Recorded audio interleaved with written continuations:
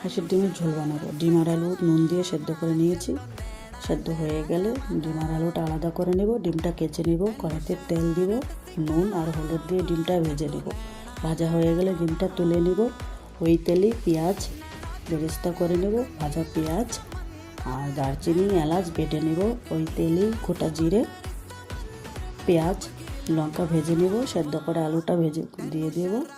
একটা বাটিতে আমি মশলা করেছি, হলুদ আর ধনে গুঁড়ো দিয়ে ওটা দিয়ে দেব। আলুটা একটু আধ ভাঙা করে নেব। কষানো হয়ে গেলে জল দিয়ে দেব পরিমাণ মতো, ঢেকে দেব। জলটা ফুটে গেলে সেদ্ধ করে ভাজা ডিমটা দিয়ে দেব, পরিমাণ মতো নুন দেব।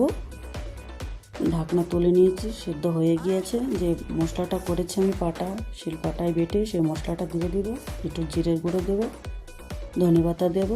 হয়ে গেছে আমার ডিমের ঝোল, হাঁসের ডিমের ঝোল রেডি।